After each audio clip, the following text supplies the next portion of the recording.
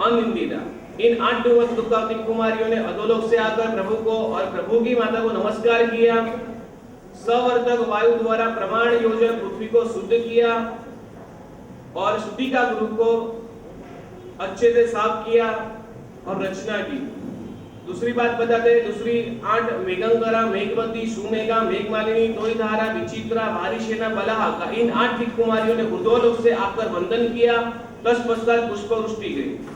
उसके बाद बताते हैं नंदोदरा, नंदा, आनंदा, नंदव्रतना, विजया, वैजयंती, जयंती, अपराजिता, ये 8 कुमारियों ने पूर्व दिशा के रुचक पर्वत से आकर वंदन विधि कर मुख देखने के लिए सन्मुख शीशा दर्पण लेकर खड़ी रहे। जो लोग पेपर भरते हैं इनमें सवाल के जवाब आएंगे।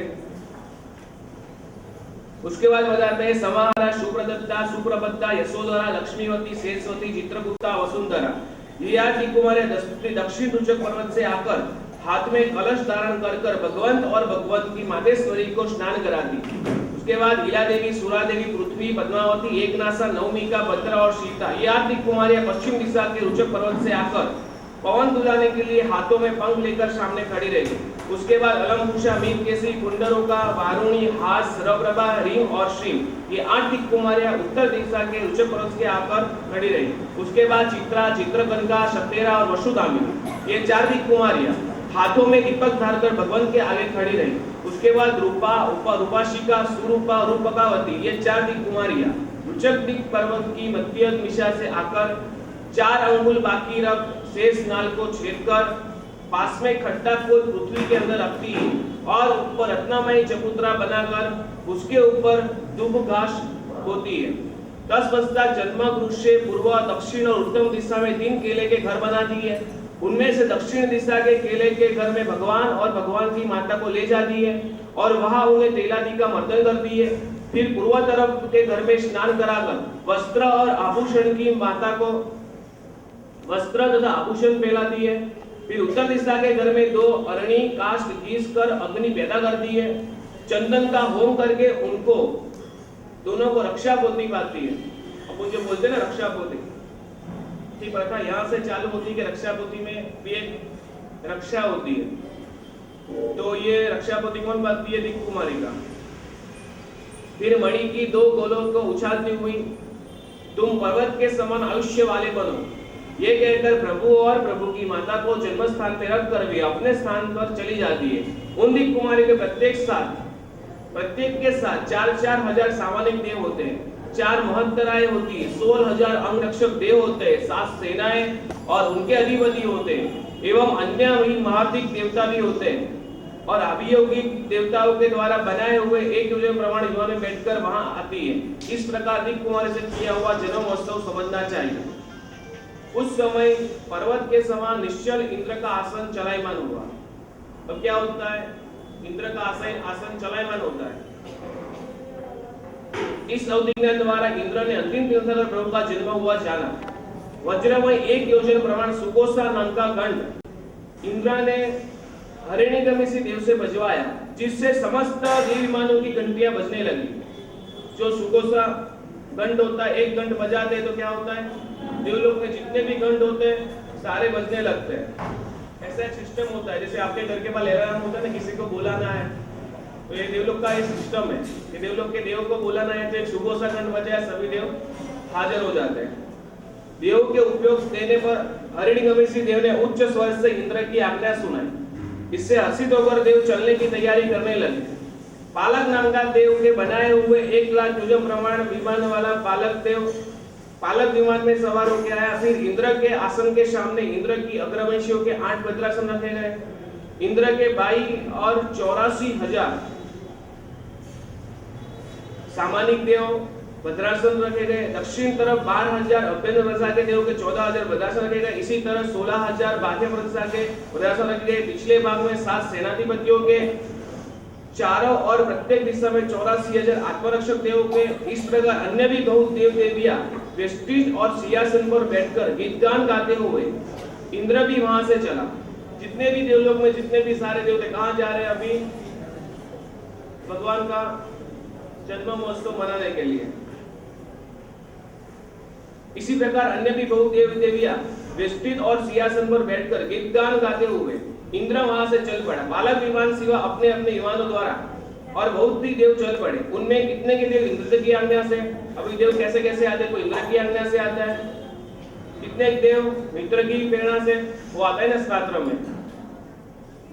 आत्म भक्ति मड्या के देवा केतामी तानुजाई नारी पेव्या वणिनी जकुलवट धर्मी धर्म सगाई।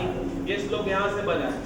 अब यहाँ सुनना, इससे आपको पता चलेगा कितने मित्र की प्रेरणा से, कितने अपनी पत्नी की प्रेरणा से, कितने तमाशे देखने की भावना से, कितने कोई आश्चर्य देखने की भावना से, कोई आत्मीय भाव से, कोई भक्ति भाव से, और कोई अपने मित्र की प्रेरणा से। यानी कि भाई चलो जन्म महोत्सव में जाना है। उस समय अनेक प्रकार के बाजों के, शब्दों के, घंटों के, निनादों के, देवताओं के कोलाहल से सारा ब्रह्मांड गूंज उठा था। सिंहाकृति वाले विमान पर बैठा हुआ देव हाथी पर बैठे हुए देव को कहता है कि भाई अपने हाथी को दूर बचा ले, वरना मेरा दुर्धर केसरी इसे मार डालेगा। इसी तरह भैंस पर बैठा घोड़े सवार को, गरुड़ पर बैठा हुआ सर्प वाले को, चित्ते पर बैठा हुआ बकरे वाले को सादर कहता है। उस समय करोड़ों देवमानों से विशाल आकाश का भी संकीर्ण सा हो गया। इतने सारे देव बन गए तो आकाश भी कैसा हो गया, छोटा हो गया। कितने ही देव उत्सुकता से मित्रों को छोड़कर आगे बढ़ रहे थे। कितने कहते थे कि भाई जरा ठहरो हम भी आते हैं, ऐसे देव पर कहते थे। कितने कहते कि भाई पर्व के दिन संकीर्ण ही होते हैं, इसलिए चुपचाप चले जाओ। इस प्रकार आकाश मार्ग से गमन करते हुए देवों के सिर पर चंद्रमा की किरणें पड़ने से वे वृद्ध जैसे सोचते थे। देवों के मस्तक पर रहे तारों घड़ों से लगते थे, गले में रत्नों के कंठ जैसे सुखते थे, शरीर पर पसीने के बिंदु सरीखे सुखते थे। इस तरह इंद्र नंदीश्वर द्वीप में विमान को संक्षेप कर आ गया। जब नंदीश्वर द्वीप आया तो देव का विमान कितना होता है, बहुत बड़ा होता है, 1 लाख योजन होता है। उसको कैसा किया, छोटा किया। इंद्र भगवान की और तथा उनकी माता को 3 प्रदक्षिणा देकर नमस्कार करके कहते हैं, हे रत्नपुक्षी, जगत में दीपिका समान माता, आपको नमस्कार हो। मैं देव का स्वामी इंद्र हूँ, स्वर्ग से आया हूँ और प्रभु का जन्म महोत्सव करूंगा, इसलिए माता आप डरना नहीं। यह कहकर इंद्र ने अस्वाभिनी निद्रा दे दी और प्रभु का एक प्रतिबिंब बनाकर माता के पास रख दिया। भगवान को अपने हस्त संपुट में लेकर विशेष लाभ प्राप्त करने की भावना से इंद्र ने अपने 5 रूप बनाए। उसमें एक रूप से प्रभु को ग्रहण किया, 2 रूपों से भगवान को 2 तरफ चंवर डुलाने लगा, एक रूप से छत्र धारण किया और एक रूप से वज्र धारण किया। इंद्र ने क्या किया, 5 रूप धारण किया। अब देवों में आगे चलने वाले पिछले को धन्य मानते हैं और प्रभु का दर्शन करने के लिए अपने नेत्र पिछली तरफ चाहते हैं। अभी इतने सारे देव, कितने करोड़ों असंख्य देव है, करोड़ों की बात भी नहीं आती है, अबज की बात भी नहीं, मिलियन की बात नहीं आती, लेकिन इतने करोड़ असंख्य देव है। अभी कोई आगे भी हो सकता है, कोई पीछे भी हो सकता है, लेकिन आगे वाले को क्या मानते हैं, धन्य मानते हैं। अगर आपके आगे कोई पूजा में चला गया तो आप क्या मानते हो, कोई बहुत टाइम से आप लाइन में पूजा के लिए खड़े हो और आपसे आगे कोई चला गया तो आप क्या मानोगे, उनको धन्य मानोगे कि गाली बोलोगे? ये देव क्या मानते हैं, धन्य मानते हैं। उनका पुण्य होगा तो उनको मिला, मेरा पुण्य नहीं होगा, तो ऐसा कभी नहीं सोचने का। कोई अगर आगे जाके भक्ति कर रहा है उनको धन्यात्मा मानो। ये देव है, देव चाहे तो उनके साथ भी झगड़ा कर सकता है, सामने भी देव है, दोनों देव है, दोनों की ताकत भी जबरदस्त। देव भी अब ऐसे मानते हैं कि आगे वाले धन्य है। अब देवों में आगे चलने वाले पिछले को धन्य मानते हैं और प्रभु का दर्शन करने के लिए अपने नेत्र पिछली तरफ चाहते हैं। इस प्रकार इंद्र मेरु पर्वत पर जाकर उसके शिखर पर दक्षिण भाग में रहे हुए पांडु वन में पांडु शिला पर प्रभु को गोद में लेकर पूर्व दिशा की ओर मुख कर बैठ जाता है। अब यहाँ देखना, जहाँ भी कल्पसूत्रों में कोई भी अच्छा काम आता है तो पूर्व दिशा ही आती है। आपको कहीं भी अच्छा काम करना हो, कई जगह झाप करना हो, कोई मूर्ति को बिठाना है तो पूर्व दिशा तरफ बिठाने का। कोई भी जगह में, कोई भी शास्त्र में कोई भी अच्छा काम आता है और दिशा का जब पसंदगी आती है तो कौन सी दिशा आती है, पूर्व दिशा। कोई भी अच्छा काम करना है तो पूर्व दिशा ही सिलेक्ट करने का।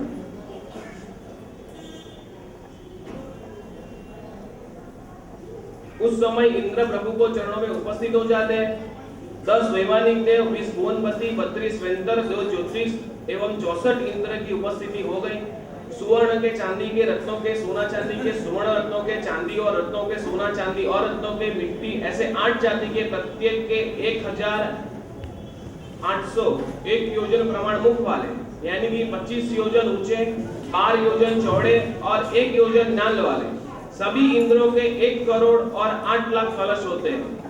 कितने करोड़ हुए सभी इंद्रों के मिलके? 1 करोड़ 8 लाख। अभी तो खाली इंद्र की बात करते, देव की बात छोड़ो, खाली इंद्र के हुए 1 करोड़ 8 लाख कलश से क्या करेंगे? भगवान का अभिषेक करेंगे। भगवान कितने हैं? छोटे। तब इसी प्रकार पुष्प, चंगेरी, भृंगार, दर्पण, रत्नकरंडक, सुवर्णिष्ठक, थालाटी, पूजा के उपकरण प्रत्येक कलश के समान 1008 प्रमाण वाले समझने चाहिए तथा मागध आदि तीर्थों की मिट्टी, गंगा जी का जल, पद्मा सरोवर आदि का पानी, कमल, शूलहिम्मत, वर्षधर, वैटाद्य, विजय, भस्कर आदि पर्वत, सरसों के पुष्प, सुगंधी वन आदि सर्व प्रकार की औषधियों को अच्युत इंद्र मंगवाता है। शीर्ष समुद्र के जल से भरे घड़े छाती से लगाए हुए आते समय देवता ऐसे सोचते हैं कि माने के संसार समुद्र को पार करने के लिए घड़े को छाती से लगाए हो। भावरूप वृक्ष को सींचकर उन्होंने अपनी आत्मा को जैसे सींच लिया। उस समय इंद्र के संशय को जानकर वीर प्रभु ने दाहिने अंगूठे से चारों ओर से मेरु पर्वत को कंपायमान किया। क्यों कंपायमान किया? कितने कलश कितने हुए थे? 1 करोड़ और 8 लाख। भगवान कितने थे? भगवान तो ये अवसर भी नहीं किए थे, तो भगवान जब अभी जो बच्चा पैदा होता है वही साइज के थे भगवान। और देव कितने? देव के कलश 1 करोड़ 8 लाख, एक साथ इतने कलश तो मतलब वाड़ी से भी बड़ी वाड़ी हो तो इतने, कितनी भी वाड़ी हो तब 1 करोड़ इतना होता है। उनके कलश भी के योजन के थे। तो इंद्र को शंका होगी इतना अगर पानी भगवान के पहुंच जाए तो भगवान का क्या होगा? तो बताते थे भगवान ने जान लिया। भगवान को क्या था? अवधि ज्ञान था। तो इंद्र के मन में क्या विचार आता है? भगवान ने जान लिया। परमात्मा ने अवधि ज्ञान से जानकर वीर प्रभु ने दाहिने अंगूठ से चारों ओर से मेरु पर्वत को कंपायमान किया। भगवान का जो दाहिना अंगुष्ठ खाली टच किया, क्या हो गया? पूरा मेरु पर्वत कंपायमान हो। इससे पृथ्वी भी कांपने लगी, शिखर गिरने लगे, समुद्र भी शोभायमान होने लगा। ब्रह्मांड को फोड़ डाले ऐसा शब्द होने पर क्रोधित होकर इंद्र ने अवधि ज्ञान से जाना। अभी इंद्र ने अवधि ज्ञान लगाया कि ये सब कैसे होने लगा। तो इंद्र ने अवधि ज्ञान से जाना, ये तो परमात्मा ने किया है। तो इंद्र ने ये जानकर प्रभु से क्षमा मांगी। असंख्य तीर्थंकरों में से मुझे आज तक किसी ने भी अपने पैर से स्पर्श न किया, किंतु वीर प्रभु ने स्पर्श किया। इसी कारण मानो हर्ष के मारे मेरु पर्वत भी नाचने लगा। उसने विचार किया कि इसी स्नात्र जल के अभिषेक से जलते हुए समस्त भरने रूप मैंने हार पहने, जिन्हें स्वरूपी मुकुट को धारण करने में आज सब पर्वतों का राजा बनाऊं। अब स्नात्र महोत्सव के लिए इंद्र ने सबको आदेश दिया। प्रथम अच्युत इंद्र ने प्रभु का अभिषेक कराया। सबसे पहला अभिषेक कौन सा इंद्र करता है? ये सब आप ध्यान रखना। कभी भी कोई सवाल पूछेगा तो आपको याद, सबसे पहला भगवान का अभिषेक कौन सा इंद्र करता है? अच्युत इंद्र करता है। फिर अनुक्रम से बड़े से छोटा और अंत में सूर्य और चंद्र ने स्नात्र कराया। लास्ट में कौन किसने किया? सूर्य और चंद्र ने। यहाँ पर जो सूर्य और चंद्र है वो क्या है पता है आपको? तभी आपको जो दिखता है वो क्या है? देव विमान है। उसके अंदर क्या होते हैं? देव रहते हैं। यहाँ पर कवि का वर्णन करता है कि स्नात्र महोत्सव के समय अंतिम तीर्थंकर के मस्तक पर श्वेत छत्र के समान शोभता हुआ, मुख पर चंद्र किरणों के समूह समान शोभता हुआ, कंठ में हार में समान शोभता हुआ, समस्त शरीर पर चीनी चोले के समान शोभता हुआ, इंद्रों द्वारा कलशों में से नीचे गिरता हुआ शीर्ष समुद्र का जल तुम्हारी सिद्धि के लिए हो, तुम्हारे कल्याण के लिए हो, ऐसे सोचते हैं। फिर इंद्र ने 4 बेलों का रूप धारण किया और उनमें 8 शुंडों से दूध की धारा द्वारा प्रभु का अभिषेक करने लगे। वो जो अभी जिनालय में होता है ना, किसके आकार का होता है? कलश बेल आकार का होता है। सचमुच में ही देव बड़े चतुर होते हैं, क्योंकि उन्होंने स्नात्र तो प्रभु को कराया और निर्मल भी अपने आप को कर लिया। देवों ने मंगल दीपक तथा आरती करके नृत्य, गीत और वाद्य आदि विविध प्रकार से महोत्सव किए। इंद्र ने गंध कषाय नामक दिव्य वस्त्र से प्रभु के अंग को रुखा और चंदन आदि से विलेपन करके पुष्पों से पूजन किया। एक गंध कषाय नाम का एक द्रव्य आता है, अष्टगंध बोलते हैं उनको। अगर आपको अच्छे काम के जाना है, अच्छे काम से जाना, अगर आप उसका तिलक करके जाते हो तो आपका काम सिद्ध होता है। ऐसा द्रव्य का प्रभाव होता है, बाहर भी कहीं भी मिलता है। अगर शुद्ध अष्टगंध है, आपको कोई अच्छे काम से जाना है, कोई मुहूर्त करना है, तो उसका तिलक करके जाना चाहिए। दिए वस्त्र से प्रभु को रुखा और चंदन आदि से विलेपन कर पुष्प से पूजन किया। फिर प्रभु के सन्मुख रत्नों के पट्टे पर चांदी के चावलों से इंद्र ने दर्पण, वर्धमान, कलश, मत्स्ययुगल, श्रीवस्त्र, स्वस्तिक, रंधावर, सिंहासन, इन 8 मंगल को आलिंगित करके प्रभु की स्तुति की। तत्पश्चात प्रभु को उनकी माता के पास लाकर रखा और प्रभु को प्रतिबिंब था उस पर अवसापी निद्रा को वापस ले लिया। परमात्मा के आगे दर्पण, वर्धमान, कलश, मत्स्ययुगल, श्रीवस्त्र, स्वस्तिक, नंदावता, सिंहासन, इन 8 मंगलों का आलेखित कर प्रभु की स्तुति की। इंद्र ने क्या किया? अष्टमंगल का भगवान के आगे आलेखन किया। क्यों किया? ये मंगल के लिए होता है। अष्टमंगल होता है वो आपका, आप इतने बड़े बड़े प्लेट लेते हो लेकिन आपके घर के आगे अष्टमंगल की पट्टी नहीं होती है। सबके घर के आगे, सबके घर के आगे नहीं है। सबके अभी के कई घर को पता ही नहीं चलता है जैन है कि अजय ने, क्या पता चलेगा? अष्टमंगल यानी कि आपके लिए मंगल है। इंद्र जैसा इंद्र, भगवान को कोई मंगल की जरूरत नहीं, भगवान खुद मंगल है। भगवान को तो कहीं भगवान जाते हैं वहां मंगल, फिर भी एक इंद्र मंगल करता है। हमारा जो योगा होता है ना, उनके अंदर भी अष्टमंगल आलेखित होता है। एक मंगल होता है जबरदस्त, उनका एक शास्त्रीय प्रभाव है। अष्टमंगल का एक का भी एक प्रभाव शास्त्र में बताया है। तो आपके जितने भी अभी नहीं हो तो लाके सोना की, चांदी की, आपकी जितनी ताकत, 12 में अष्टमंगल होना चाहिए, एकदम बराबर लगा दो, लेमिनेशन जैसा। हर एक के घर के आगे कोई साधु सर आए तो भी पता चले कि जैन का घर है। तत्पश्चात प्रभु को उनकी माता के पास लाकर रखा और प्रभु को जो प्रतिबिंब था उसे अश्वापिनी निद्रा को वापस ले लिया। फिर इंद्र ने वहां एक तकिया, कुंडल और ऋषि वस्त्र की जोड़ी रखी। चंद्र में श्रीदाम, रत्नदा, सुवर्ण की गेंद रखी। 32 करोड़ सोनैया, रुपये और रत्नों की वृष्टि कराकर इंद्र ने अभियोगी देवों से घोषणा करा दी, प्रभु या प्रभु की माता की तरफ जो कोई मनुष्य असुविचार करेगा उसके मस्तक के अर्जुन वृक्ष की मंजरी के समान 60 टुकड़े हो जाएंगे। अब वह प्रभु के अंगूठ में अमृत स्थापन कर दिया तथा नंदीश्वर द्वीप में 28 वर्षों कर शब्देव के सहित अपने स्थान पर चला गया। भगवान क्या करते हैं? भगवान स्तनपान नहीं करते। इंद्र ने क्या किया? भगवान के अंकुश में अमृत का संचार कर दिया, तो भगवान वही पान करते हैं। 28 वर्षों पर सब देवों सहित अपने स्थान पर चला गया। इसी प्रकार देवता द्वारा किया गया प्रभु महावीर का जन्म महोत्सव समझना चाहिए। अब प्रातः काल में इंद्र की बात की, अभी बात आती है भगवान के पिता, उन्होंने कैसे बनाया उनकी बात कर रहे हैं। अभी प्रातः काल में प्रियमदा नाम की दासी ने जल्दी ही राजा के पास जाकर पुत्र जन्म की बधाई दी। उस बधाई को सुनकर राजा सिद्धार्थ अत्यंत हर्षित हो गए। उस हर्ष के कारण उनकी वाणी से गदगदित हो गए, शरीर रोमांच हो गया। राजा ने अपना मुकुट रखकर शरीर के तमाम आभूषण प्रियमदा दासी को दे दिए। हाथ से उसका मस्तक धोकर उसने उसका हाथ दासीपना से दूर करा दिया। मतलब वो क्या दिए?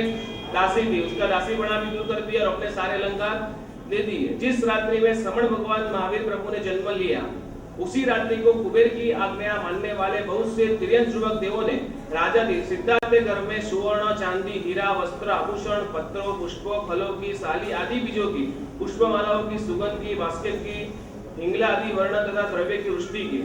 प्रभात काल के समय राजा सिद्धार्थ ने नगर के आरक्षकों को बुलवाया और उनको आज्ञा दी, हे देवानुप्रियो, तुम शीघ्र ही इस क्षत्रिय गुणगाम नगर में जितने जेल खाने उन सबको साफ करो, अर्थात उनमें रहने वाले तमाम कैदियों को छोड़ दो। कहा है कि युवराज के अभिषेक के समय, शत्रु के राज्य नाश करते समय और पुत्र का जन्मोत्सव समय कैदियों को बंधन से मुक्त कराया जा सकता है। पहले के काल में ऐसा था कि ऐसा 3 ऑप्शन में से कोई भी होता है तो जितने भी कैदी है उनको क्या कर देते थे? मुक्त कर देते थे तथा नाप कर देने वाली तथा तोल कर देने वाली वस्तुओं में वृद्धि करा दो। ऐसा कराकर क्षत्रिय गुणगाम नगर को अंदर जो बाहर अत्यंत शोभायुक्त कराओ। सुगंधी जल का छिड़काव कराओ, कूड़ा कचरा सब दूर कराओ, गोबर आदि विलेवाओ। 3 कोने वाले स्थानों में, 3 मार्गों के मिलाप स्थानों में, 4 मार्गों के मिलाप स्थानों में, देवालय स्थानों में, राजमार्गों पे, साधारण मार्गों में जल सिंचन कराओ। और साफ कराओ। मार्ग के मध्य मार्गों, दुकानों मार्गों, बाजार मार्गों में मंच बंधाओ जहां पर बैठकर लोग महोत्सव देख सके इत्यादि करके शहर को शोभायमान करो। अनेक प्रकार की रंग बिरंगी सियादी के चित्रों वाली ध्वजाएं पताकाएं लगा दो। दीवारों पर सफेदी कराओ। गोशीर चंदन रस युक्त कराओ। और गोशीर चंदन को रस युक्त कराकर दीवारों पर लगाओ। घरों में चौकड़ियों पर चंदन कलश स्थापन कराओ और ऐसा कराकर नगर को सजा दो। मकानों के दरवाजों पर पुष्पमालाओं के समूह लटका दो। उन्हें शोभायुक्त करो। जमीन पर पंचवर्ण के सुगंधित पुष्प की वृष्टि कराओ। जलते हुए कृष्णागुरु श्रेष्ठ कुंद रुचक तुरुच आदि विविध जाति के धूपों की सुगंध से सुगंधित करो। सुगंध वाले चूर्णों से मनोहर करो। यह सब कुछ कराकर नाट्य करने वालों, नाचने वालों, रस्सी पर खेलने वालों, मुट्ठी से युद्ध करने वालों, मल्लो युद्ध करने वालों, हंसाने वालों, विदूषकों, मुख प्यार की चेष्टा करने वालों, सुंदर सरस कथा करने वालों, बांस पर चढ़कर खेल करने वालों, हाथ में तस्वीर लेकर भिक्षा मांगने वालों, गौरी पुत्रों, तूण नाम के वाद्य बजाने वालों, वीणा बजाने वाले, क्षत्रिय कुल नागों को स्वयं शोभायुक्त करो एवं दूसरों को कराओ। ऐसा कराकर हजारों की गाड़ियों से चूहों मुसलों का एक जगह ढेर लगाओ जिससे महोत्सव के अंदर कोई भी मनुष्य हल गाड़ी न चला सके। इत्यादि कार्य करके हमारी आज्ञा का पालन करो। अर्थात पूर्वोक्त काम करके वापिस आकर मुझे कहो कि ये सब काम हो गया। बोले वो इस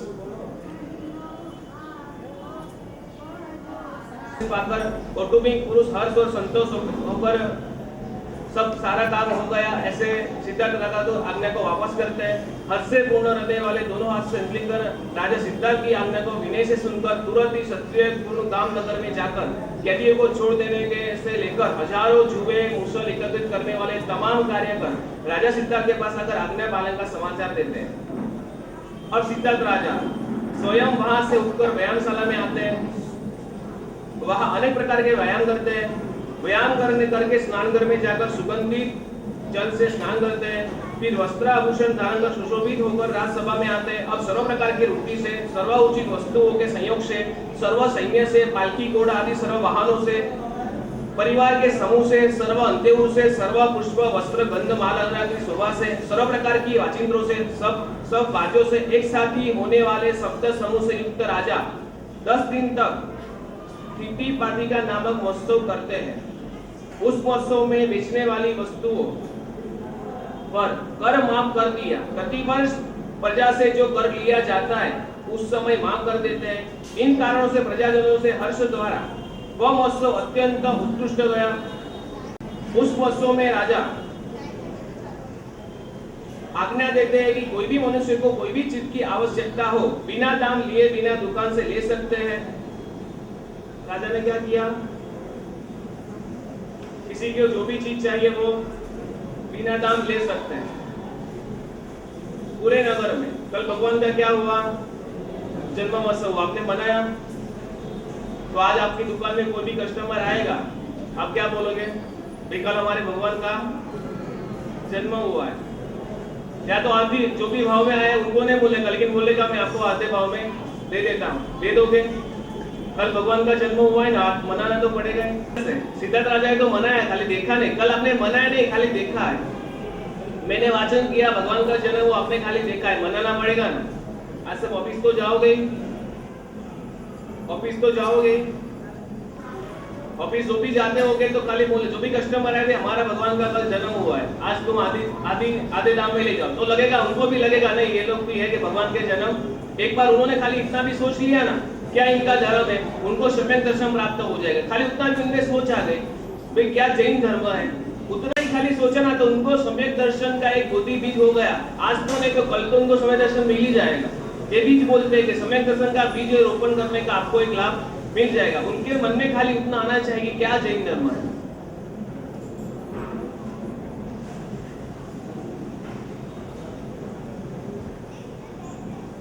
ऐसे सिद्धार्थ राजा ने 10 दिन तक पुत्र का जन्मोत्सव मनाया। राजा सिद्धार्थ ने महोत्सव करने के बाद जिसमें सैकड़ों हजारों और लाखों का खर्च था, वैसे महाआडंबर युक्त प्रभु की प्रतिमा की पूजा रचाई, क्योंकि महावीर प्रभु के माता पिता पार्श्वनाथ प्रभु के सतानीय सावक थे और सूत्र में दिया हुआ था कि यश धातु का देव पूजा अर्थ में ही आता, इसलिए मूल में यश शब्द से देव पूजा का अर्थ ही समझना चाहिए। भगवान के माता पिता क्या थे?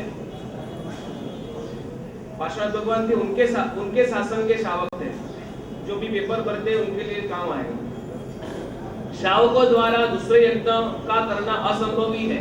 राजा ने उस पर्व में खूब दान दिया और मानी हुई मानते भी। अब राजा सिद्धार्थ दान देते और सेवकों से दिलाते हुए स्वयं हजारों मनुष्यों द्वारा लाए हुए दान भी ग्रहण करते हैं और दूसरे सेवकों से कराते हैं। इसी प्रकार महान महोत्सव करके श्रवण भगवान महावीर श्री प्रभु के माता पिता ने प्रथम दिन यह कुल मर्यादा की, तीसरे दिन सूर्य चंद्र का दर्शन का महोत्सव किया। ये जो 18 अभिषेक होते हैं ना, तो क्या होते हैं? सूर्य और चंद्र का दर्शन कराता है। आपका भी बच्चा का जब 40-45 जो भी टाइम हो जाता है तो जिनालय में आके सूर्य चंद्र का दर्शन कराना चाहिए।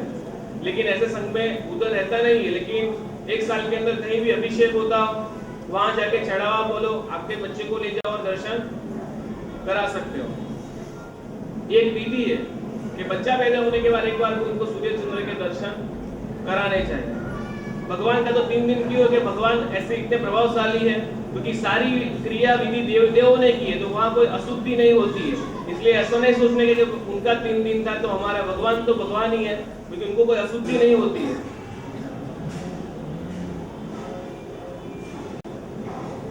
चंद्रमा आदि की मूर्ति को प्रतिष्ठित करके पूजन कर विधि पूर्वक स्थापित करें, फिर स्नान कराकर उत्तम वस्त्राभूषण पहनाकर प्रभु सहित प्रभु की माता को चंद्रमा के उदय में बुलावे और चंद्रमा के सम्मुख ले जाके ओम चंद्रोसी निशा करोसी नक्षत्रवती रसी सुधा करोसी औषधि गर्भोसी अश्य कुलस्य वृद्धिं कुरु पुरुषवा, इस तरह चंद्र मंत्र उच्चारण करते हुए चंद्रमा के दर्शन कराए। फिर पुत्र सहित माता गुरु को नमस्कार करें। तब गुरु भी आशीर्वाद देवे कि समस्त औषधियों से विस्तृत किरण राशि वाला, समस्त आपत्तियों को दूर करने वाला समर्थ चंद्रमा के प्रसन्न होकर सदैव तुम्हारे वंश की वृद्धि करे। इसी प्रकार सूर्य दर्शन कराए।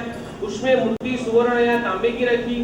मंत्र इस प्रकार बोले, ओम अहम सूर्योसी निधिनि करोसी तमो बहोसी सहस्त्र किरणोसी जगत चक्षुरसी प्रसिद्ध प्रसिद्ध अश्य कुलस्य कुरु कुरु स्वाहा। ये जो मंत्र है ना, वो 18 अभिषेक में यही मंत्र आता है और यही मंत्र जब सूर्य चंद्र के दर्शन कराते हैं तब बोलते हैं। फिर गुरु आशीर्वाद से समस्त देव और असुरों के वंदनीय सर्व अपूर्व कार्यों को करने वाला, जगत का नेत्र समान, सूर्य पुत्र सहित तुम्हें मंगल देने वाला, इस प्रकार सूर्य चंद्र दर्शन विधि जाननी चाहिए। आजकल इसकी जगह बालक को दर्पण भी दिखलाते हैं। अगर आपको सूर्य चंद्र विधि नहीं मिलती है तो दर्पण भी दिखा सकते हो। इसके बाद छठे दिन रात्रि जागरण करते हैं। जब 11 दिन बीत जाते हैं तो अशुचि दूर हो जाती है, अर्थात जन्म कार्य समाप्त होने पर 12वें दिन आने पर प्रभु के माता पिता बहुत सा अश्वन पान खादिम स्वादिम 4 प्रकार का भोजन तैयार कराते हैं। फिर अपने सगे संबंधियों को, अपने चाहते वाले को, दास दासियों को तथा ऋषभदेव प्रभु के वंश के क्षत्रियों को जिनने के लिए बुलाते हैं। प्रभु पूजादि आदि का कार्य कर, कौतुक मंगल कर, सौभाग्य योग्य मांगलिक और शुद्ध वस्त्र पहनकर, थोड़े परंतु कीमती आभूषण धारण करके शरीर अलंकृत कर प्रभु के माता पिता भोजन मंडप में आकर आसनों पर बैठते हैं। पूर्वोक्त स्वजन आदि के साथ बैठकर भोजन करते हैं। भोजन करने के बाद कुल्लाकर तांबूल आदि से मुख शुद्धि करते हैं। ऐसा करके प्रभु के माता पिता ने उन स्वजन आदि से कहा कि हे बंधुगण, प्रथम श्री हमें इस बालक के गर्भ में आने पर यह विचार पैदा हुआ था कि जब से ये बालक गर्भ में आया तब से हमें चांदी, सुवर्ण, धन धान्य, राज्य आदि द्रव्य अनेक प्रकार से वृद्धि हुई है तथा सीमा मध्यवर्ती राजा भी हमारे वश में आ गए। इसलिए यह बालक का जन्म लेगा तब इनका नाम सुगुण संपन्न वर्धमान नाम रखेंगे। बोलो श्री वर्धमान स्वामी।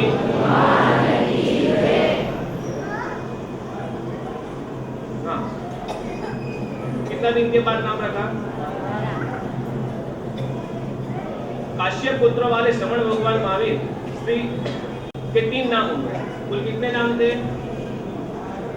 एक तो माता पिता ने रखा हुआ पहला नाम वो तप करने की शक्ति प्रभु में साथी उत्पन्न हुई, इसके कारण उनका नाम क्या रखा? शमन। तथा भय और भैरव में निष्कंप होने के कारण जिसमें भय अकस्मात बिजली आदि से उत्पन्न हुआ, भैरव आदि सिंह आदि उत्पन्न तथा भूख प्यास आदि 22 परिषद, देव संबंधी आदि 4 परिग्रह, जिनके भिन्न भिन्न 16 भेद है, उन्हें प्रभु ने क्षमाशीलता से सहन किया। भद्रादिक तथा एक राधिक आदि प्रतिमाओं को अभिग्रह का पालन करने वाले, 3 ज्ञान से मनोहर बुद्धि, जिन्होंने रति अति को सहन किया, अर्थात जिन्हें अनुकूल और प्रतिकूल संयोगों में हर्ष और शोक नहीं, जो राग द्वेष से रहित होने पर भी गुणों का भाजन रूप है, ऐसे रुद्र आचार्यों का मत है। पराक्रम संपन्न होने से पूर्वोक्त गुणों के कारण देवों ने प्रभु का नाम श्रवण भगवान महावीर रखा। बोलो श्री श्रवण भगवान महावीर। देवों ने ऐसा नाम क्यों रखा, इसके लिए रुद्र संप्रदाय का मत ऊपर प्रकट किया गया है।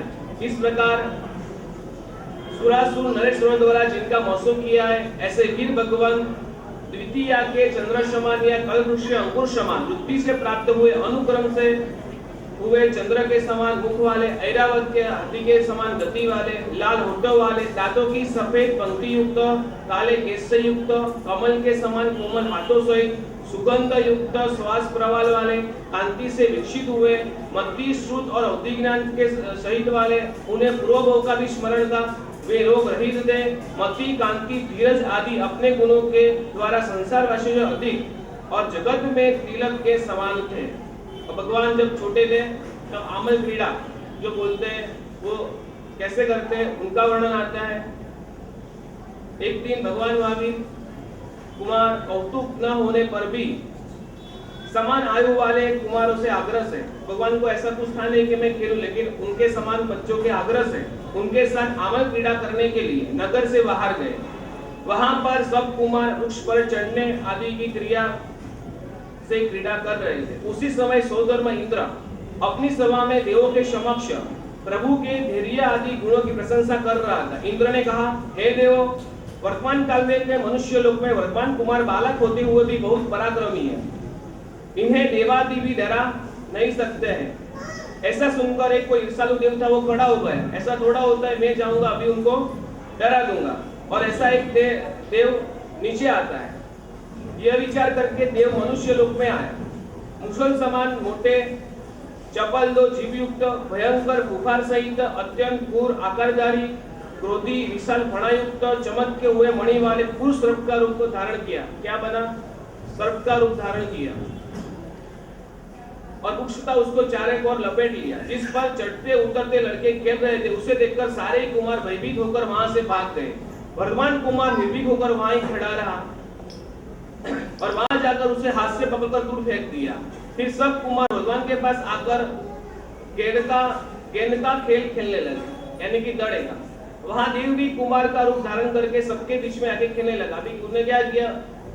बालक का रूप, वही बालक का रूप धारण करके उनके बीच में खेलने लगा। उस खेल में शर्त ये थी कि जो कुमार हार जाए, जो बच्चा हार जाए, वह जीतने वाला कुमार उनकी पीठ पर बैठेगा।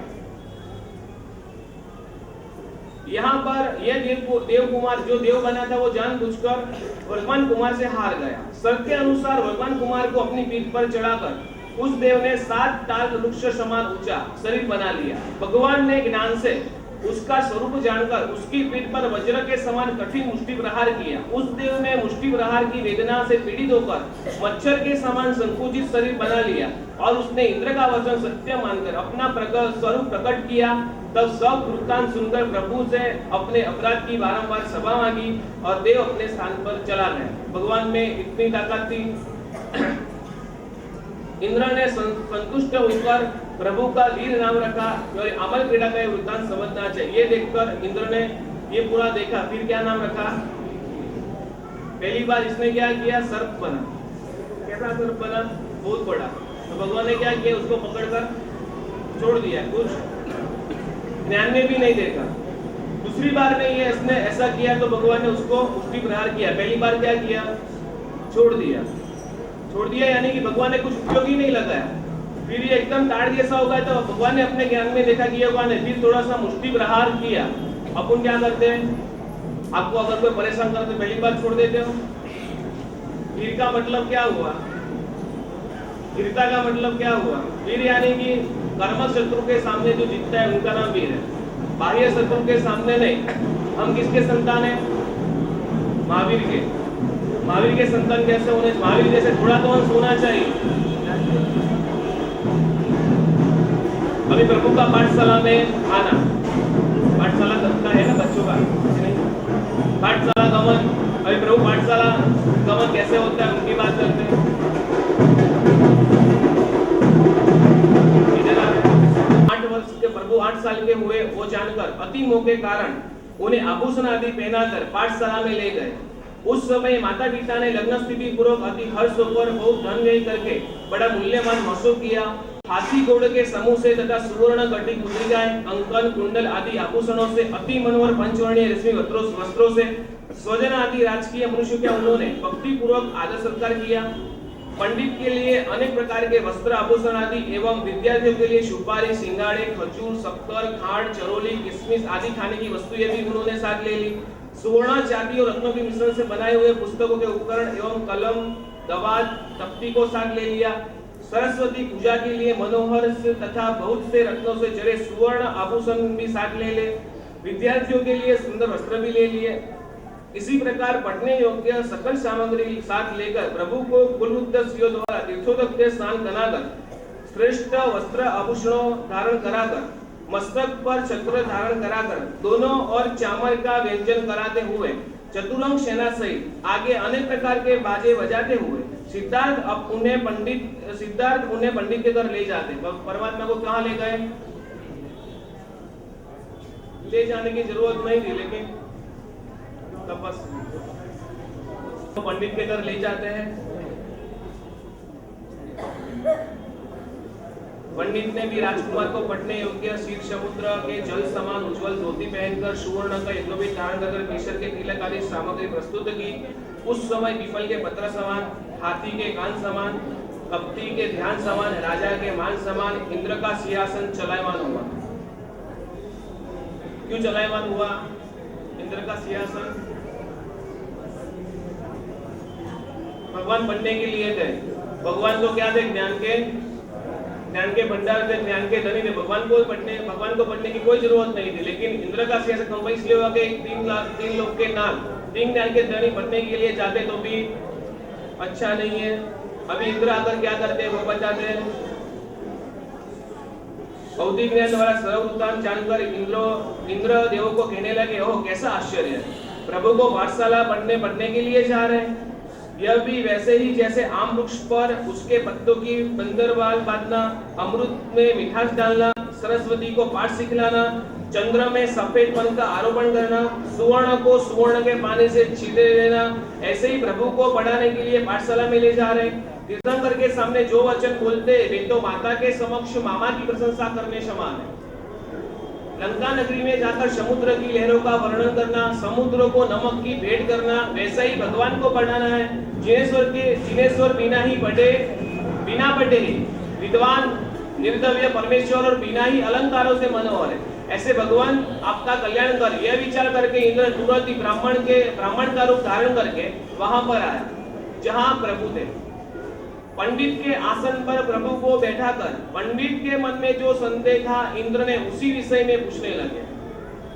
यह देखकर लोग विचार में पड़ गए कि यह छोटा सा बालक ऐसे गुड प्रश्नों का उत्तर देगा। सब लोगों को आश्चर्य में डालते हुए श्रीवीर प्रभु ने उन समस्त प्रश्नों का उत्तर दिया। उसी समय जैनेन्द्र व्याकरण की रचना हुई, अभी भी अपने पास है। जैनेन्द्र नाम का व्याकरण है। उस समय जो इंद्र महाराजा ने भगवान को कठिन सवाल किए थे, वो भगवान सारे सवाल के जवाब देते थे और वो ब्राह्मण सुनता ही रह गया। उनका एक व्याकरण बन गया। उनका नाम क्या है? जैनेन्द्र व्याकरण। अभी भी अपने पास अवेलेबल है। यह बनाओ देख पंडित भी आश्चर्यचकित होकर मन में विचार करने लगा, ओह इस बालक वर्तमान कुमार ने इतनी विद्या कहाँ से सीख ली होगी? कैसी आश्चर्य की बात है। मेरे मन में जो जन्म से संदेह थे उन्हें आज तक किसी ने दूर नहीं किया था। इन्होंने तो आज इस बालक महावीर ने दूर कर दिया। देखो इतनी विद्या जानने वाले इस बालक में कितना गांभीर्य है। ऐसे महापुरुष में ऐसा गुण होने चाहिए। कितना भगवान ने सवाल का जवाब दिया, लेकिन कैसे थे? गांभीर्य थे। गांभीर्य यानी गंभीर थे। इतना जवाब देने के बाद भी शांत थे। अगर आपको कोई फर्स्ट नंबर आ जाए तो कैसे उछलते? मेरा फर्स्ट नंबर आ जाए। भगवान ने इतने सारे सवाल के जवाब दिए लेकिन एकदम गंभीर थे। नहीं अभिमान, कोई भी समझ लो, ज्यादा पैसा आ गया तो भी अपने को क्या होता है, घमंड आ जाता है। कभी भी घमंड नहीं लाना चाहिए।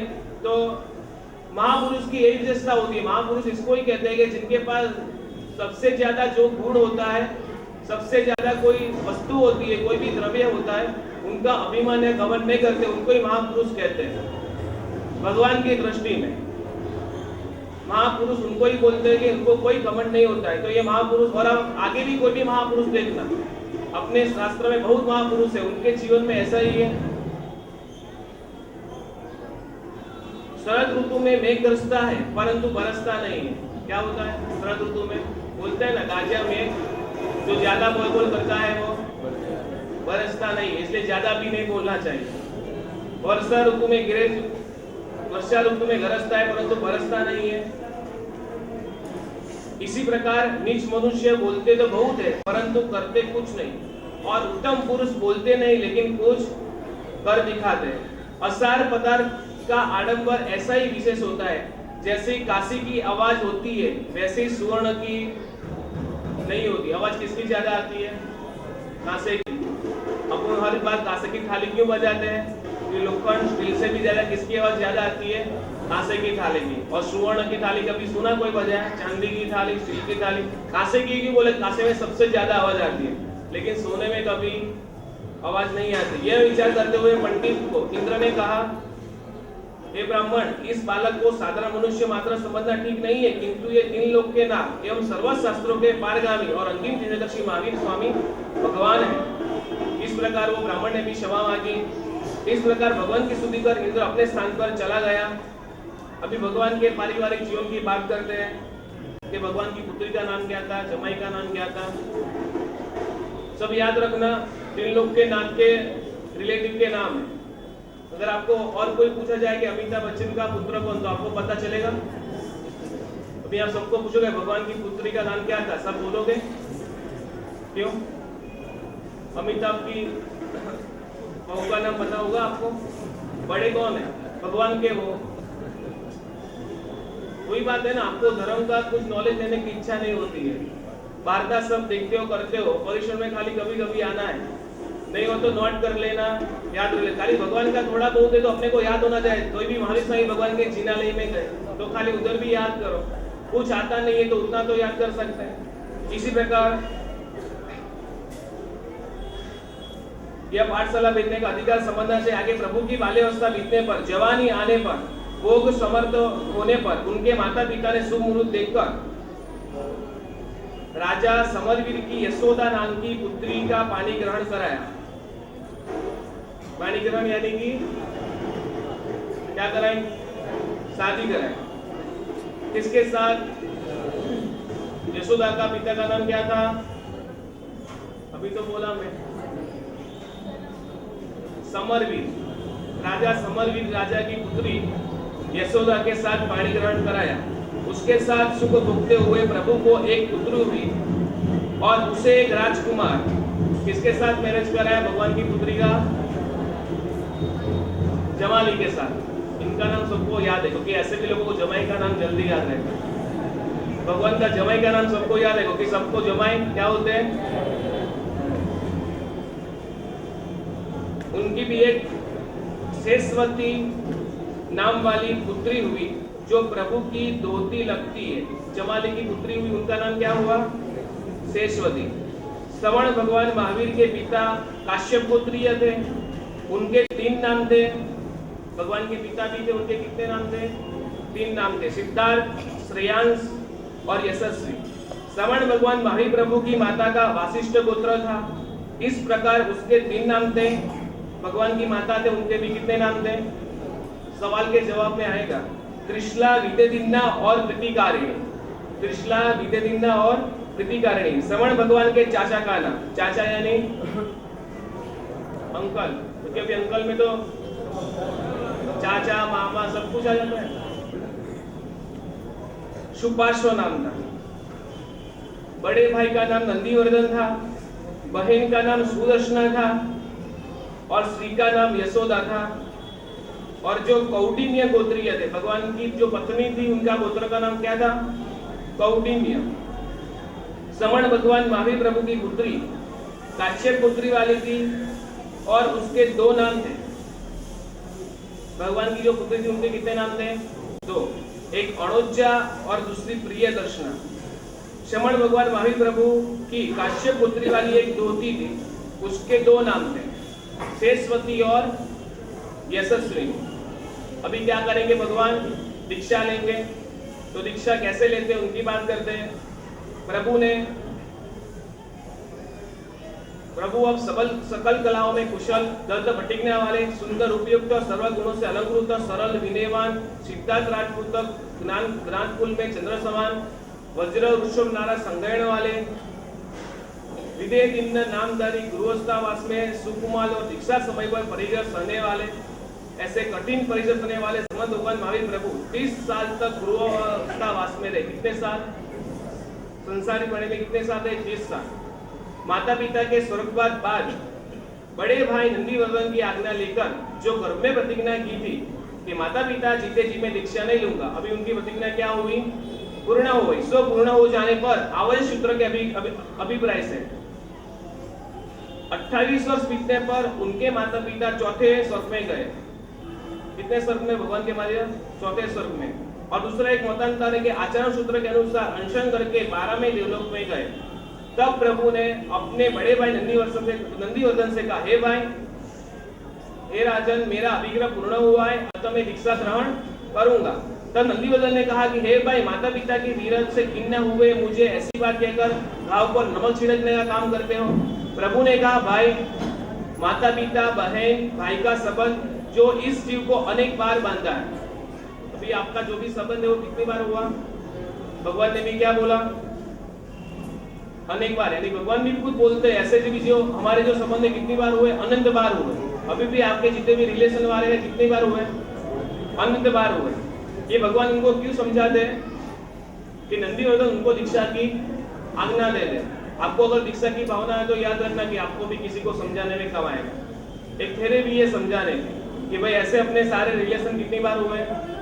अनंत बार हुए। नंदीवर्धन बोले, बंधु, यह सब कुछ मैं जानता हूँ, परंतु आप मुझे प्राणों से प्रिय हो, अतः आपका वीरा मेरे लिए अत्यंत पीड़ाकारक है। इसलिए आप मेरे आग्रह से 2 साल तक घर में रह जाओ। प्रभु ने बड़े भाई का कहना मंजूर किया। नंदीवर्धन ने कितने साल बोला?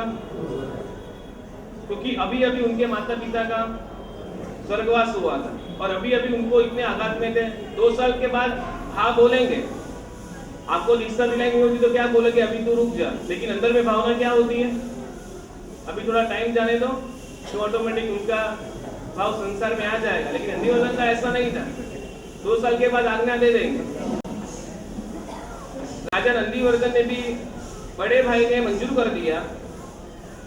भगवान महावीर स्वामी ने कहा, अच्छा, लेकिन अब से लेकर मैं घर के लिए किसी प्रकार का आरंभ समारंभ नहीं करूंगा।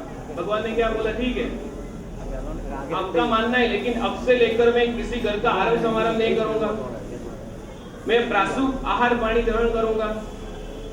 राजा नंदीवर्धन ने भी यह बात स्वीकार कर ली। अब 2 साल तक प्रभु ने वस्त्र अलंकार विभूषित रहकर भी प्राशुक ऐश्वर्य आहार पानी ग्रहण किया। कभी सचित पानी भी नहीं पिया और कभी सचित जल से स्नान भी नहीं किया। उस दिन से जीवन पर्यंत ब्रह्मचर्य का पालन कर लिया। परंतु दीक्षा महोत्सव में प्रभु ने सचित जल से स्नान किया था, क्योंकि इस प्रकार का आचार है। अब प्रभु को वैराग्यवान देखकर 14 सपनों से सूचित चक्रवर्ती पन की वृत्ति से सेवा करते सैनिक और चंद्रोल पंडित आदि राजकुमार अपने अपने स्थान पर चले गए। इधर एक और प्रभु की प्रतिज्ञा पूर्ण होती है और दूसरी ओर लोकांतिक देव अर्थात संसार के अंत में रहे हुए एक भवनकारी देव आगे प्रभु को बोध करते हैं। हर एक तीर्थंकर का एक आचार होता है। भगवान का जब दीक्षा का समय आता है तो दीक्षा का महोत्सव कौन मनाता है? लेकिन मनाने से पहले विनती की जाती है। आपके जगह कोई भी मुहूर्त होता है, महोत्सव तो कोई भी विनती होती है, तो भगवान को दीक्षा की विनती करने के लिए आते 9 लोकांतिक देव आते हैं। 9 लोकांतिक देव यानी कि लोकांतिक यानी कि लोक के अंत में रहने वाले, जिनका एक भोग के बाद मोक्ष होने वाला है, ऐसे देव आते हैं। 9 लोकांतिक देव आते हैं और भगवान को आके दीक्षा की विनती करते हैं। 9 लोकांतिक देव अर्थात संसार के अंत में रहे हुए एक भव अवतारी देव आकर प्रभु को बोध करते हैं। वे देव ब्रह्मलोक नाम के 5वें स्वर्ग में रहते हैं। ये जो 9 लोकांतिक देव कहाँ रहने वाले के होते हैं? पांचवें ब्रह्मलोक देवलोक। ये देव भी 9 प्रकार के होते हैं, उनके नाम भी बता दिए हैं। देखो अपना शास्त्र कितना महान है, एक एक डिटेल में बताया भी ये 9 देवलोक, 9 लोकांतिक कहाँ से, तो 5वें देवलोक से, उनका नाम, तो उनका नाम भी बताया।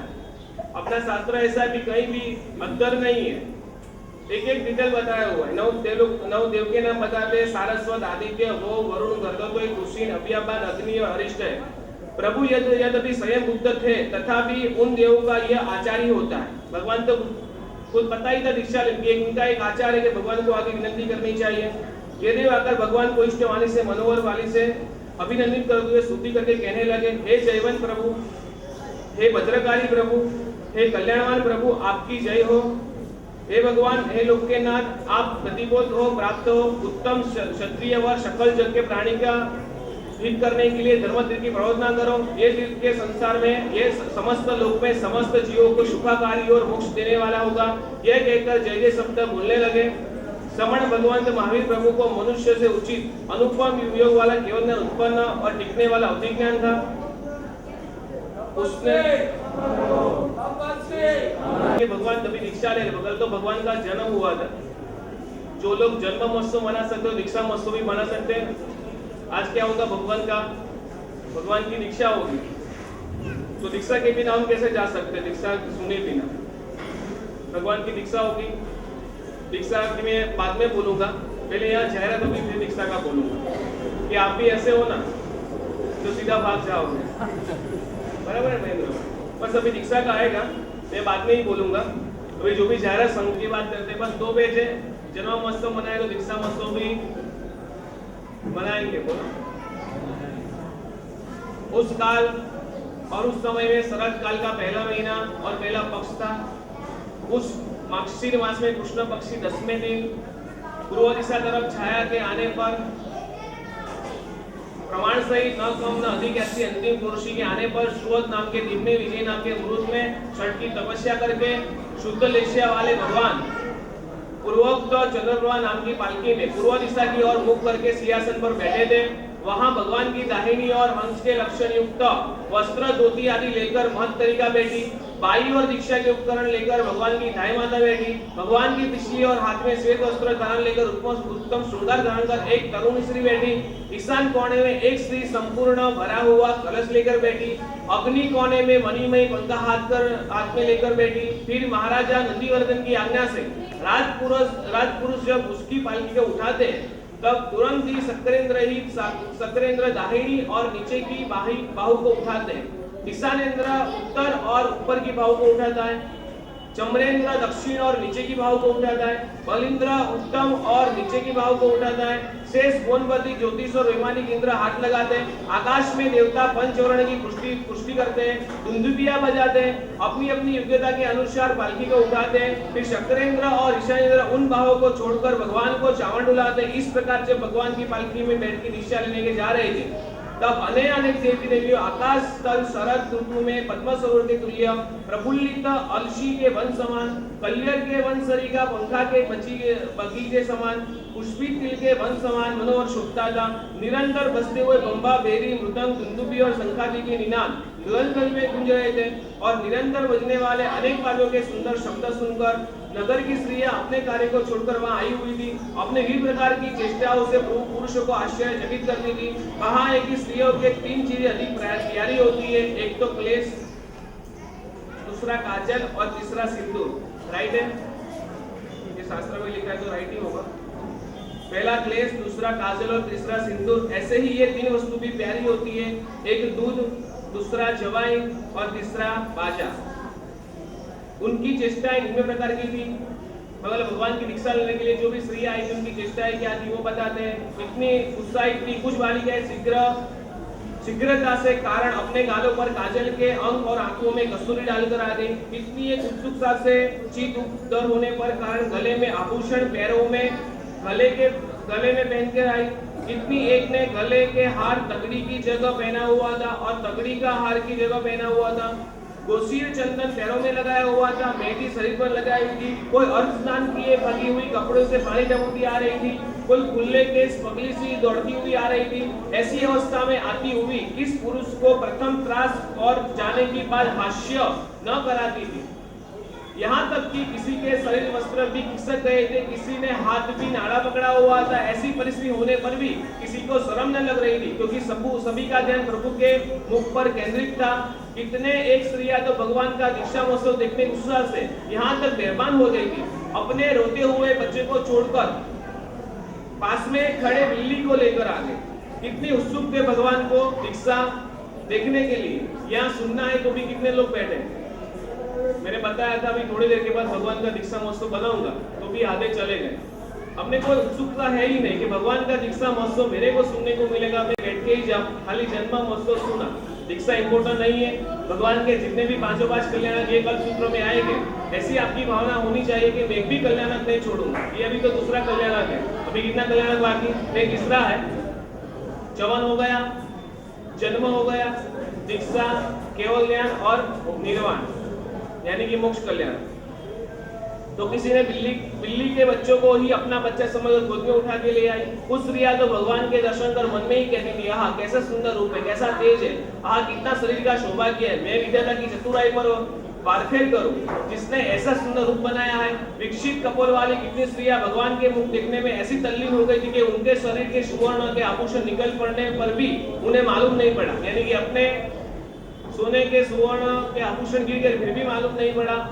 अनेक चंचल नेत्र वाली स्त्रियां तो अपने हस्त कमल से प्रभु की और मोती फेंकती हुई और अनेक बाजों की तान में आकर मधुर स्वर में गाने लगी और कुछ आनंद में मस्त होकर के नाचने लगी।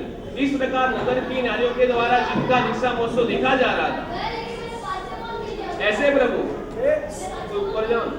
रत्नमय अष्टमंगल चलते थे, जिनके नाम के ये स्वस्तिक, श्रीवस्त्र, नंदावर, ध्रुव नामक भद्रासन, मस्तयुगल दर्पण, उसके बाद पूर्ण कलश, सारी, चामर, बड़ी पताका, छत्र, मणि और स्वर्ण में पाकवीर वाला सिंहासन, फिर सवार रहित 108 हाथी, उतने ही घोड़े, उतने ही घंटे, पताकाओं से मनोहर सजे हुए और शस्त्रों से भरे हुए रथ, उतने ही उत्तम पुरुष, फिर अनुक्रम से घोड़े, हाथी, रथ, पैदल सेना, फिर 1000 योजन ऊंचा महेंद्र ध्वज, खड़कधारी भालों से धारण करने वाला, ढालधारी, हास्य नृत्य करने वाला, जय जय शब्द करने वाला भाट चरण, फिर बहुत से उग्रकुल, भोगकुल, राजने कुल, क्षत्रिय कुल, राजा कुल, कोटवाल कुल, मांडली कुल, कौटुंबी कुल, शेठ लोग, सातवा, देविया प्रभु के आगे चलते थे। तत्पश्चात स्वर्ग मूर्ति लोक में रहने वाले थे मनुष्य और असुर चलते थे।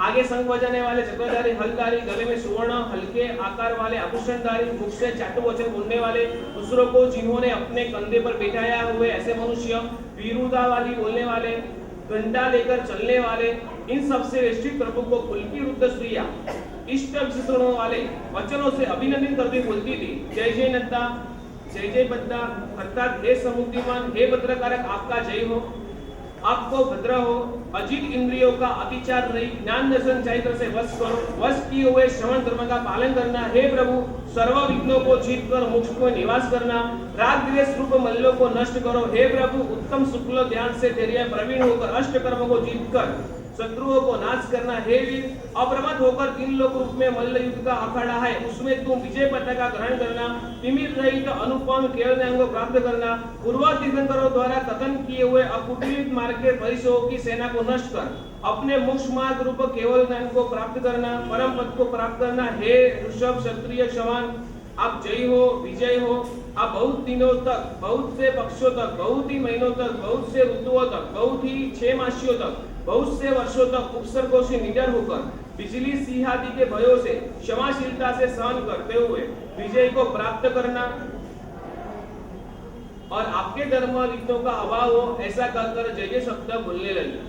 अब भगवान महावीर स्वामी क्षत्रिय कुंड नगर से मध्य से होकर हजारों नेत्र भक्तियों द्वारा इष्ट होते हुए श्रेणीबद्ध मनुष्य से मुख से बारंबार अपनी स्तुति सुनते हुए हजारों हृदय भक्तियों से आप जय हो, विजय हो, चिरकाल जियो इत्यादि चिंतन कराते हुए हजारों मनुष्य के विचार करते हुए हम इनके सेवक बन जाए तो कितना कल्याण हो जाए। कांति रूप गुणों से आकर्षित होकर लोग समूह जिन्हें अपना स्वामी बनाने की शुरुआत करते थे, जिन्हें हजारों मनुष्य अंगुलियां उठा कर दिखला रहे थे कि भगवान जा रहे, दाहिने हाथ से हजारों स्त्री पुरुषों नमस्कार करते हुए असंख्य मानव समूह के साथ आगे बढ़ते हुए हजारों भवन भक्तियों से आगे बढ़ते हुए वीणा, तलताल, गीत, वाजिंत्र एवं मधुर मलम्य जय जय घोषणा करते हुए अति कोमल शब्दों से सावधान होते हुए समस्त छत्रादि राज चिन्ह समुद्र से युक्त आभूषण आदि सर्व प्रकार की कांति सहित युक्त, हाथी घोड़ा सामग्री युक्त, ऊंट खच्चर सिंह आदि सर्व प्रकार के वाहनों से युक्त, सर्व महाजनों स्वजनों से युक्त, सर्व प्रकार के आदर युक्त, सर्व प्रकार की संपदा युक्त,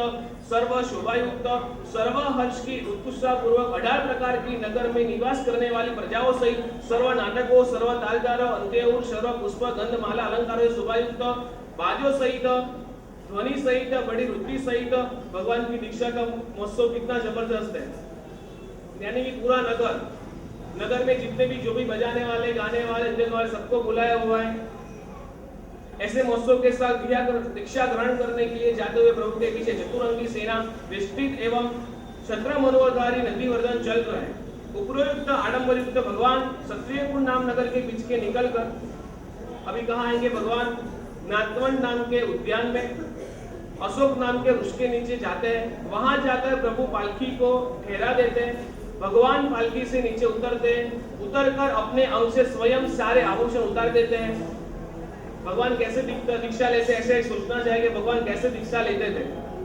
अंगुलियों से सुवर्ण मुद्रिकाएं और हाथों से वीरवाले, भुजाएं से बाजूबंद, कानों से कुंडल एवं मस्तक से मुकुट उतारते हैं। उन समस्त आभूषणों को कुलवंत तरह हंस लक्षण वाले वस्त्र ले आती है, लेकर इक्खाग कुल सयुपणसी नम तुम जाया, मतलब हे पुत्र इक्ष्वाकु जैसे उत्तम कुल में जन्म हो। तुम्हारा काश्यप नाम का उच्च गोत्र है। नागपुर रूपी आकाश में पूर्णिमा निर्मल चंद्रमा के समान सिद्धार्थ राजा के त्रियाणी के तुम पुत्र हो। देवेंद्र और नरेंद्र भी तुम्हारी स्तुति किए। हे पुत्र इस संयम मार्ग में डट होकर चलना, गुरु का आलम्बन लेना, तलवार की धारा के समान महाव्रतों का पालन करना, श्रवण धर्म प्रमाद लगन इत्यादि आशीर्वाद देते हुए भी प्रभु को वंदन कर एक तरफ हट जाती है। तब प्रभु ने एक मुष्टि से दाढ़ी, मूछ और 4 मुष्टि से मस्तक और केशों का स्वयं लोच किया। भगवान लोच करके कैसे करते हैं? पंच मुष्टि। ऐसा ही एक बार करते हैं कि पूरे बाल हाथ में आ जाते एक साथ। ओनली पंच मुष्टि लोच करते हैं। दाढ़ी क्या लोच करना है तो एक ही मुष्टि में सब कुछ आ जाता है। फिर पानी रहित छठ की तपस्या करके उत्तरा फाल्गुन नक्षत्र के साथ चंद्रमा का योग आने पर इंद्र द्वारा प्रदत्त देवदूषण को वायु कंधे पर धारण कर अकेले ही राग द्वेष से मुक्त होकर अद्वितीय अर्थात ऋषभदेव प्रभु ने 4000 राजाओं सहित मल्लिनाथ और पार्श्वनाथ भगवान जी ने 300 के साथ, पंसे भगवान ने कितने के साथ दीक्षा ली वो बात करते हैं। वासु पूज्य जी ने 600 के साथ तथा बाकी के तीर्थंकरों ने जैसे 1000 के साथ ली थी। जो वीर प्रभु के साथ कोई भी न था। भगवान ने जब थे तक एकाकी थे, इसलिए प्रभु अद्वितीय थे। द्रव्य से केश विसर्जन करके मुंडित हुए, भाव से क्रोधादि दूर करके मुंडित हुए, घर से निकलकर आगारीपन को त्याग कर अणगारीपन साधुपन को धारण किया। दीक्षा की विधि निम्न प्रकार है। पंचमुष्टि लोचकर जब प्रभु सामायिक उच्चारने का विचार करते थे तब इंद्र बाजे आदि बंद करा देते। प्रभु नमो सिद्धांत करेमी सामायम सवम सावजम जोगम पचकामी। भगवान क्या बोलते हैं? करेमी सामायम। करेमी बनते नहीं, कोई भगवान खुद ही भगवान है तो बनते शब्द नहीं बोलते। करेमी सामायम सवम सावज जोगम पचके इत्यादि पाठ उच्चारण करते हैं और परंतु बनते पाठ नहीं बोलते क्योंकि उनका आचार ही ऐसा होता है। इसी प्रकार चैत्र ग्रहण करते ही प्रभु को चौथा मनोदय उत्पन्न होता है और इंद्रादि प्रभु को वंदन करके अपने स्थान पर वापस जाते हैं और यहाँ भगवान की दीक्षा होती है। बोलो श्री महावीर स्वामी भगवान की क्या हुई? सबको साथ में बोलना है। त्याग धर्म नो जय जयकार, संयम धर्म नो जय जयकार।